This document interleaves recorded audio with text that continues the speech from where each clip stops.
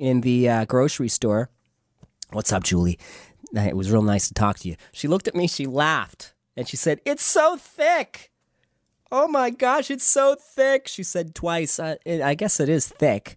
It's not the nicest mustache in the world, but I sent a couple photos out around, to a couple friends, and they laughed their butts off and said, "That is a fantastic mustache." So I'm pretty proud of it. And, I'm doing it partly because it's an awesome novelty, and I love feeling alive, especially wearing a mustache. But it's for a good cause, right? Prostate cancer. So everybody sport your mustaches. The mustache time has arrived. So embrace it and have a good time with it. I'm loving this. But I'll tell you, I can't wait for my beard to grow back. I feel naked and cold. I think this time I'm going balls to the wall on this beard. I usually let it go pretty long. But where winter's coming up, I'm ZZ topping this thing big time. I'm going in. And sorry, employers, I will cut it after the winter months dwindle, I promise. Okay, what else is going on? All kinds of stuff. We just missed, of course, well, we didn't, maybe some of you went, I'm not sure. The Bay Area UFO Expo just happened on October 30th and 31st. There was a whole plethora of guests at this thing, too.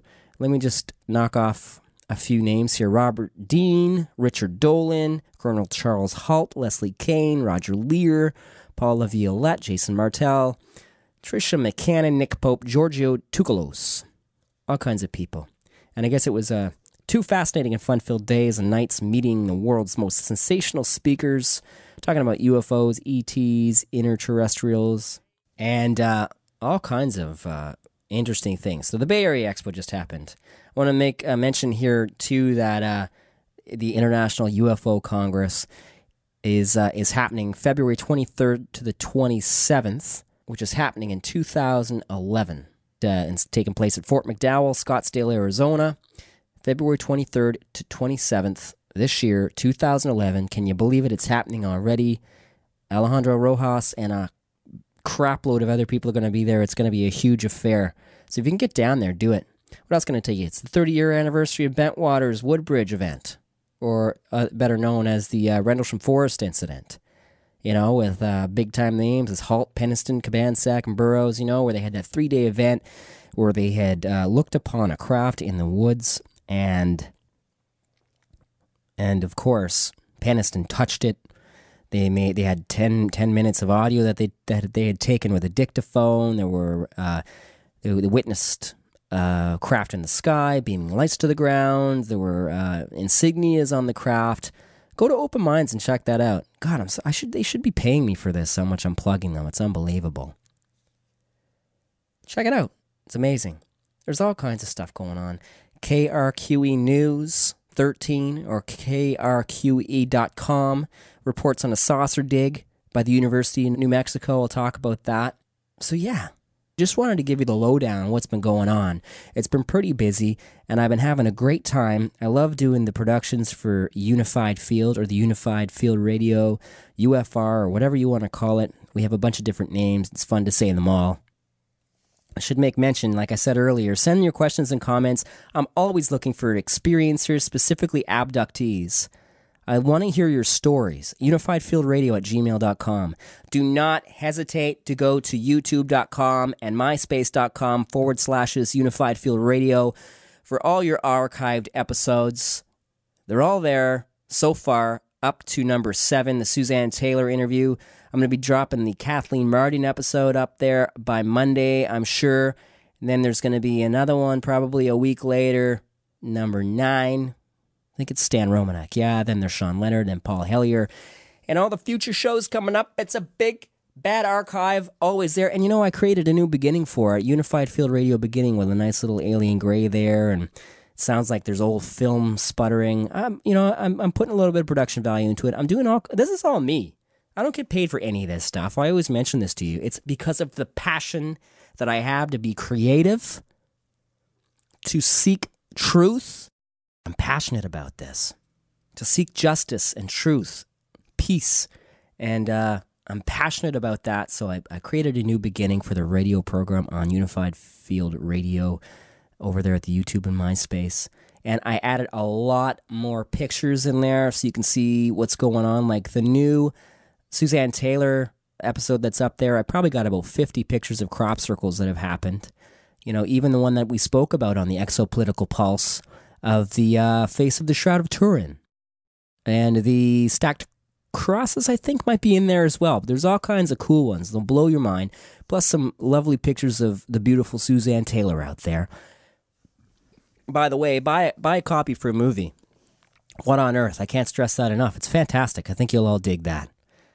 What else can I tell you? Oh yeah, I revamped the Stanton Friedman stuff too. The old episode I had up there was like 19 clips, and then they extended the length of your clips to 15 minutes, YouTube. And so I went back and I rebounced everything to 15-minute clips. So I think it's only 12 or 13 pieces instead of 19, which is nice. And I added a ton of new pictures of him and his books, and you know, and it's great.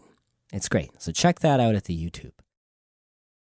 I've been listening to a ton of Open Minds Radio, and there was actually, I almost thought that Jesse Randolph was stopping his broadcasts of Ufonaut Light, because it seemed like it didn't go up for a while there. But I finally just got it today, the new episode, and I can't wait to listen to it. Jesse, keep fighting the good fight. I love this guy. This world of truth and honesty is not about hoarding listeners or information. Jesse and Alejandro and most of these researchers understand that, even though there are a lot that are out for catfights to steal the glory stealers, parade rainers. Not me, not top-notch individuals. We're here to share information and promote each other, because it's the quest for truth that we're on. We want to unleash the reality that's been hidden from us for a very long time. And I don't need to remind you that George Orwell was way ahead of the game with 1984. But it is so nicely packaged here in our 9-to-5 daily grind, white picket fence, lost on the TV, watching The Event, or Man v. Food, or what, The Nanny. Wake up, snap out of it. There's so much going on. Get out of the Matrix, as Randolph says, the Matrix. Stop it. Just snap out of it. We want to share the information. We want to seek the information, and we want to change the world. We want to shake this world up because we're tired of this. We're angry. We want to live free as we can. We understand utopia is not something we can actually attain because it's a vision of perfection, but we can get pretty damn close if we just unite and change the world. Paul Hellyer is going to talk about some of this stuff with the energy concerns and the disgusting lie of the monetary and debt system. Everybody's seen Zeitgeist, right? I hope so. If you haven't, check it out. It's just a nice way of laying out the cards on exactly what's going down in a nice cohesive fashion that makes it easy to understand about what's going on. Because economics is a complicated paradigm, and it was made complicated on purpose. Anyway, I'm not going to go into it. Watch Zeitgeist. Listen to Paul Hellyer here. It's going to be great. Just before we get into this Paul Hellyer interview, you're all of you right now are like, Justin, for God's sakes, hurry up, will you? We want to listen to the Honorable Paul Hellyer. Okay, couple updates real quick first, though. I went to the HalCon Science Fiction Convention, and I got a nice little press pass, which made me feel special, all 5 feet of me, and I put it on, and I went in there because a friend of mine who works for Halagonia.ca here in Halifax, he said, come on in, we'll give you an interview. It'll be good for the show. It'll be good for us. It'll be great. And I get there, and I think I'm going to be at a little dark desk in a room, like on the 4th floor where nobody is, with rats running around and a little light or whatever, broadcasting radio, right? So I get in there, and in the main room, the first room you go into in the Lord Nelson Hotel, it's a nice hotel. And the first big main room, when you come in off the lobby, I think it's Georgia Hall, something like that. There's like 3 huge chairs. The one in the middle is massive. It's like a big red velvet throne is there. There's like 3 or 4 digital cameras, 3 or 4 flat screen TVs broadcasting everything. There's a computer set up like a computer-based station there off to the side with 2 or 3 computers. There's lighting and loudspeakers, so everybody can hear you when you're interviewed up on this throne. And I thought, oh my gosh, what am I going to do? I'm terrified. Like, I thought I was going to be doing radio. What did I get myself into? Anyway, so I got into the big throne. Of course, the biggest throne was in the middle, and I wasn't interviewed by one guy. I was interviewed by 2. I was flanked by 2 interviewees. Talk about pressure. They doubled the pressure on me. And when I sat in the throne to top it all off, I dropped down at least another foot. Like, I'm not that large to begin with. I'm diminutive, like I said earlier. When I sat in the throne, I dropped even smaller. And I thought, oh, what am I going to do? So anyway, the interview started, and lo and behold, I commanded it. It was fantastic. They were great interviewees. I loved it. It was broadcast live on halagonia.ca on the internet, and I forgot. Those things should be up now on the website, halagonia.ca, if you want to check out the unified field being interviewed by yours truly, if you want to see how gnomish I look, or whatever. I'll make a link to that at some point anyway through YouTube and maybe MySpace or something like that so you can see it. In other news, I was interviewed by a journalist student at NSCC, and hopefully I'll be on the waves there at Seaside FM at some point, because he said that, at some point he alluded to the idea of being on Seaside, so hope he wasn't yanking my chain on that one. Right, Glenn? Thank you very much. I'm just messing with you. It was good talking to you, and I hope we can do it again sometime. You mentioned maybe a video production of something in the future. Okay, good enough. I want to get to the program. I've been talking for, looks like 15 minutes straight. I probably used all the time we had up. We got a ton of great music, too. I want to get to it. Without any further ado, I want to play some fantastic tracks for you. I'm saving a couple good gems for the next episode that I do.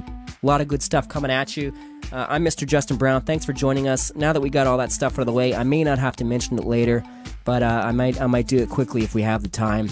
You're listening to the Unified Field. I'm Mr. Justin Brown again on 88.1 FM CKDU, and this is the Paul Hellyer interview. You do not want to miss this. Stick around. Stay tuned. She's involved. She can't see you. I can make her happy, and I can't see. She says she's a forward, and she's crying. See, she's told me, leave us.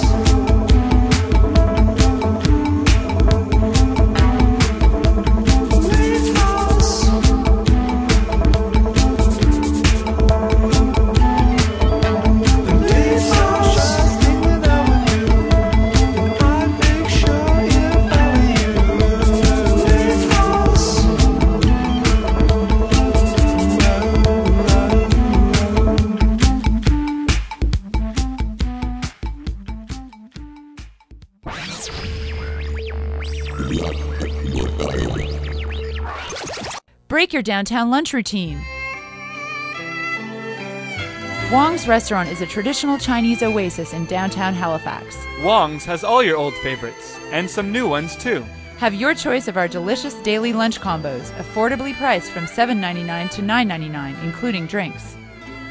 Come check out Wong's for lunch at 5677 Brenton Place, right off South Park Street, across from Park Victoria in the Old Cellar location. Wong's, your new favorite lunch spot in downtown Halifax. Hi! You're listening to Nardwuar the Human Serviette on CKDU. I'm here every Monday, 9 to 10 a.m. So keep on rocking in the free world and do-do-do-do-do! Do-do! Dixie Radio, CKDU 88.1 FM. You are listening to the Unified Field.